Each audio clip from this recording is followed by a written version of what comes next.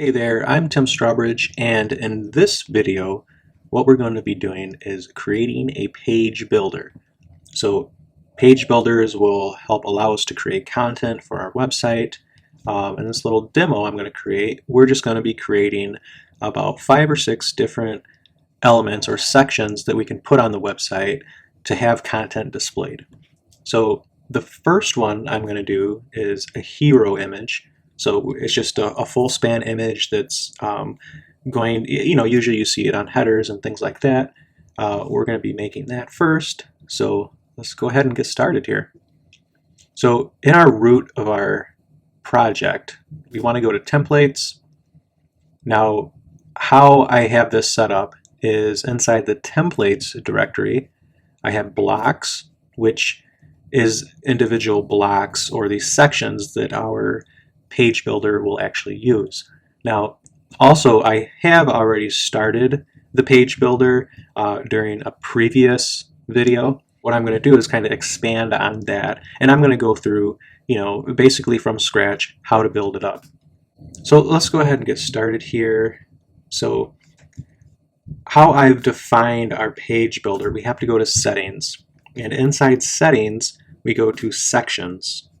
So sections, now in this case, just for the home directory, or the home section, it's a single.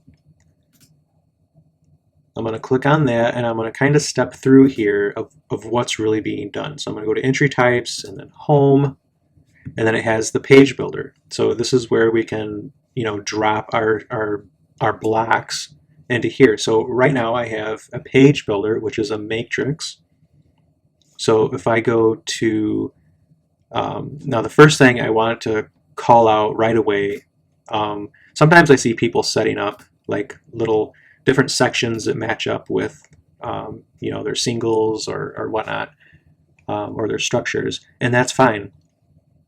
However, with repetitive page builders, I actually only have one of these, and I just call it pages, because that will be the main entry point that I'm going to point the CMS to, and that's going to be a default twig file. So how we get there is if we go to settings again, and we go to, well, let's go back home. So this is pointing to the default index.twig template. So index.twig is right here. Now, what I'm doing here is I am extending the layout.html file, which would be this, and this is how it's currently set up. It's just a plain file. It has block content and then an end block there. So this is all dynamically generated data, and that's going to be inserted into anything in between. So I can put stuff up here, I can put stuff down here, and it's actually going to be repeated on every page. Of course, I can add in different conditionals to, maybe block out some pages or whatnot. However, I'm not going to go that far with this. So let's go back to index.twig. So inside of here, what I'm doing is I am including pages and then the entry type, or if that's not found, if the entry type isn't found, I'm just going to include pages and then the default. So like I said, the default is this guy. What needs to happen is the file, the system, the content management system needs to know where to pull in this file. That is where the index.twig file comes to play. So we're basically going to check. So let's say if I had to add new pages. So right now I have the pages section, which is a structure, and currently it only has one type in it. It has default, which is why we have the underscore default right there. The underscore means that it's going to be hidden, and default, obviously, that's the handle. So that has to match up. So the template, what it pulls in is pages/default, which is this file. Now, what we need to do is we need to find a way to display all of the blocks that are going to be inside of each of our entries. So if we go to the pages structure, so it's that right there. However, I'm going to go to the section, no, I'm going to go to the field So let's go to the field, and we already have our page builder, which is a matrix. So I did set up this matrix. If you want to go watch the first video on the matrix block that I made, watch that. You'll see how I set it up. And essentially, we're going to be using this. It's the same method as to building a page builder. So what we're going to do is first we're going to add in a hero. So now we need to find a way to pull in all these blocks. And this is how we do it. On our default twig template, we want to extend. So if we just write extends and then the template name, so in this case it's going to be underscore layout.html, because what we have to do is we have to include in the main file, which is this one, because we want the header and the footer and things like that. So let's include that, or extend it rather, not include it. And then we're going to say block, and then we're going to have a name for our block. So let me just do, I usually do content. So all of our content will appear in between the block statement. So let's just go ahead and set that up. Now, how do you imagine bringing all these blocks in? Well, if you've guessed a for loop, you're correct. So we're going to write a simple for loop, for item and items. However, we're going to change it up a little bit. We're going to say for block in entry, because all of these are going to be entries now. There is something that I would like to point out. If you have sometimes it may not be an entry, sometimes it's going to be something else. So you'll have to keep in mind that this isn't going to work for every time, but if it's inside of a matrix block and you're creating entries, it will work. So let's go ahead and let's grab and what this next little variable piece is going to look for is the actual page builder name. So let's get the handle of the page builder. So each of these entries is going to have the page builder inside of it. That is how we set it up here. So let me go to resources. Actually, let me just go back to settings and then sections and then pages and then show you exactly what I'm talking about. So under the default entry type, page builder is there, and that's where this comes from.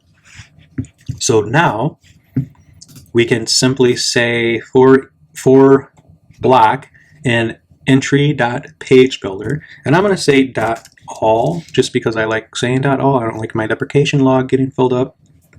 And we are going to write an include statement. So we're going to include, and what are we going to include? We're going to include all of the twig files that are inside of blocks. So you can actually create as many files inside of blocks as long as you use them. However, what this is going to do is pull in all of these block types here. So it's going to pull in text with image, it's going to pull in headline. If you had 5 or 6 other ones inside of blocks, it's not going to pull in those because they are not inside of this page builder. They're not a block type of the page builder. So let's just go ahead and write this out. So what I'm going to say is I'm going to say blocks. We're going to keep it at that level. I'm going to say slash, and then I'm going to do a little tilde because I'm going to concatenate it, and I'm going to say block dot type, dot handle,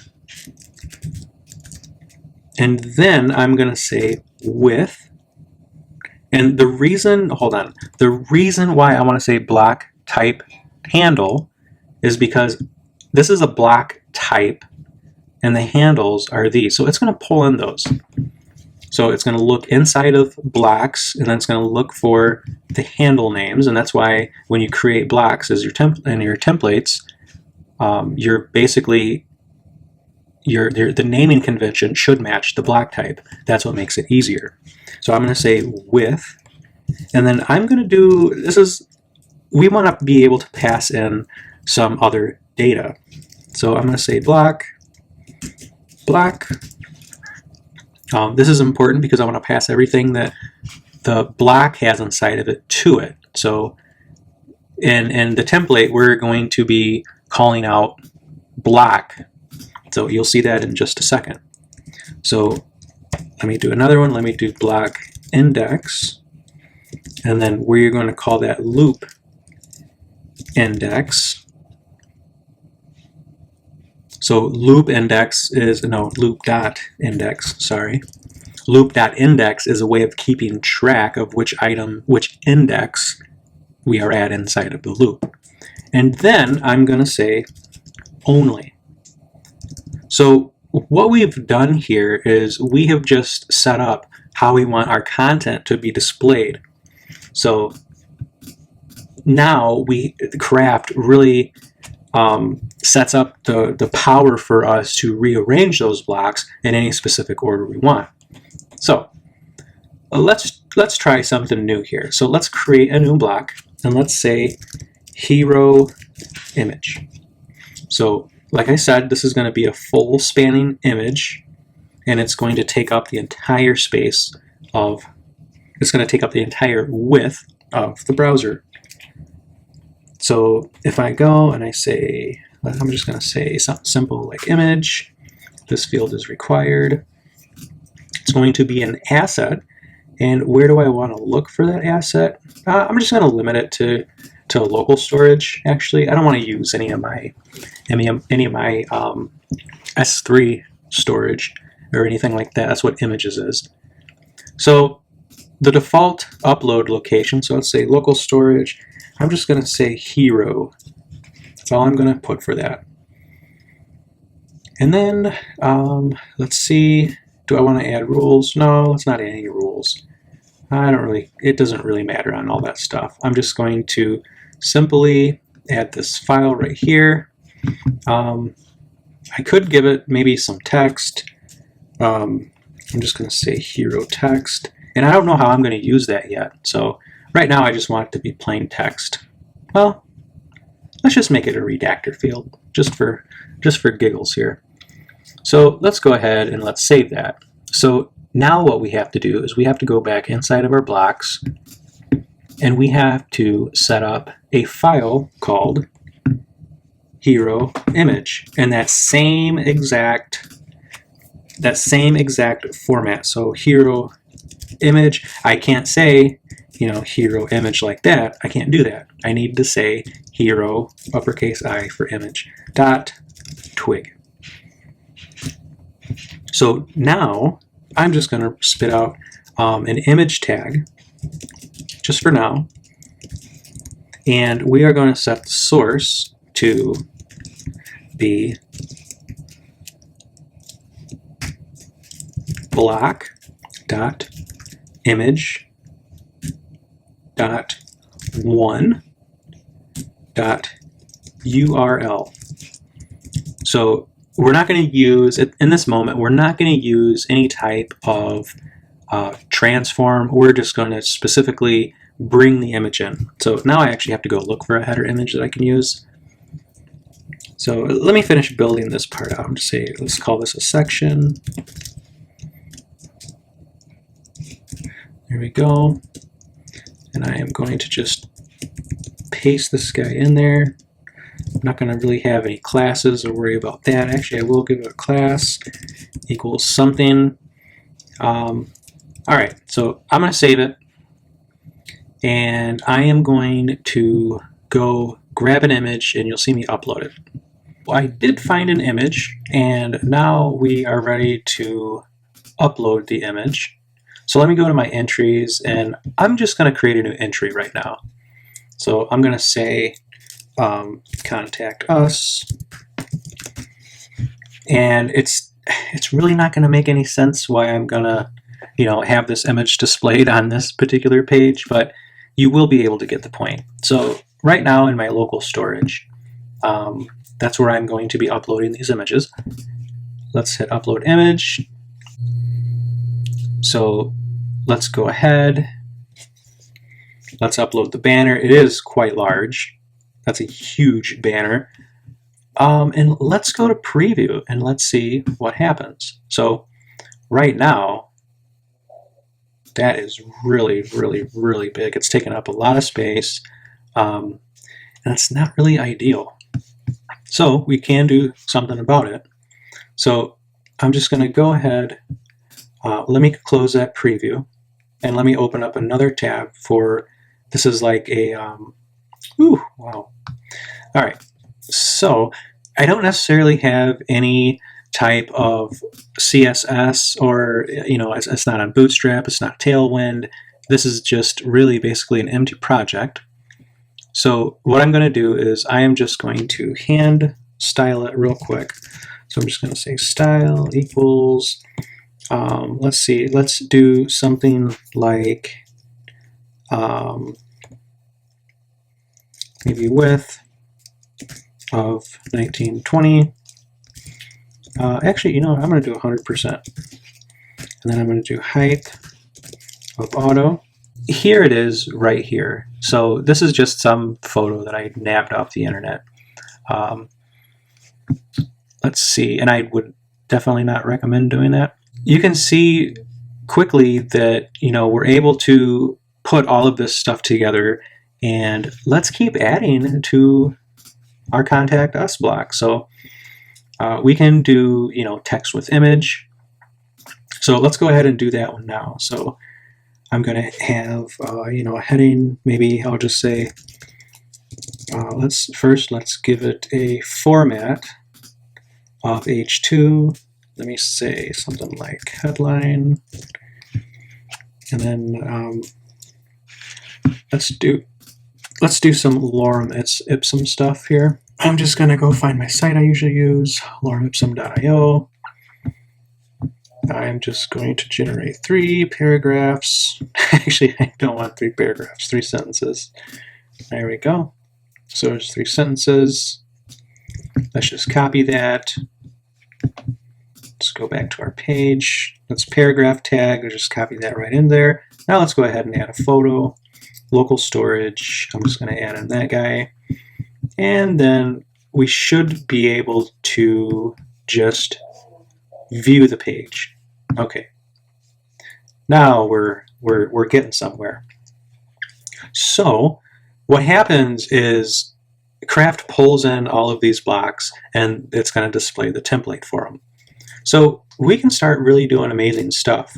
You know, if we wanted to, let's say, have something else, you know, let's say we wanted to trade positions. Well, we can just pop the text with image above the hero image. And when we go to refresh this page, there it is. They're swapped. So hopefully this is going to be making some sense into how things are arranged in Craft. So let me create another little field, and I'm just going to create the entry right now. So let me create another field in here, or block type rather, and I'm going to say single, I'm just going to say 1 column rich text. Because I want this to be 1 column, I don't want it to be 2 column, I just want it to be 1. So we're going to have the field name be text, and it is going to be array doctor. So let's go ahead and set that up. Everything is fine. The default settings is fine right now. I'm not going to argue with that.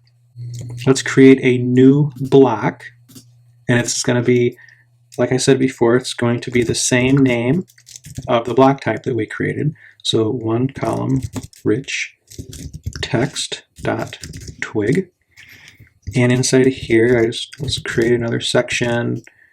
You can do section or article. There's a few differences, but normally, actually, if it's long text, like I'll have article be within like the body of, you know, a page. I would rather have something like that. Section just identifies the section of the page. So in this case, this section would be, you know, 1 column rich text. Now that reminds me, sometimes when you make your CSS classes, what you can do is you can say class, and you can say equals, and let's do something like this. We'll say block dot handle. I think that, no, block type handle. And so what that's going to do is that's going to assign, that's going to output, you know, the class equals, and then whatever the handle is. So it would be one column rich text. Let's say if you had, some special formatting for this particular block, you would use that, and then you would add that to your CSS file. And hopefully, if you're doing it right, you would want to, recompile it or whatnot, and have it output everything that it needs to be for this particular block type.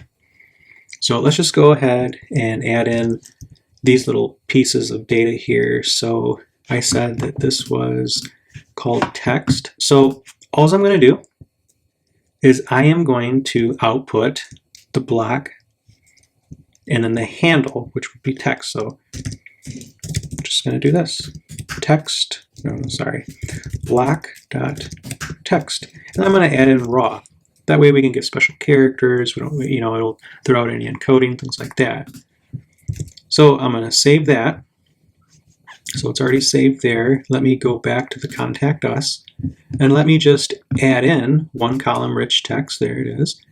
And I'm basically just going to add in my lorem ipsum. Let's maybe do something like 3 paragraphs. That sounds good. Give it a nice long. Oh wow, that's pretty long. So yeah, let's just do that. There we go. Let me, I'm just going to save it for now. I didn't have to save it. I just had to click off of the redactor field in order for it to actually save. So let's do a refresh, and let's see what we got. We got our banner, we got our text with image, and then down here we have our little paragraph. So now hopefully you can see the power of Craft and how you can implement something like a page builder, so where it really reduces the amount of time that is spent developing pages individually. So page builders are essential in creating content. Hey guys, thanks for watching the video. If you want to stay up to date on various web development topics, please hit that like, subscribe, and notification bell. See you on the next one.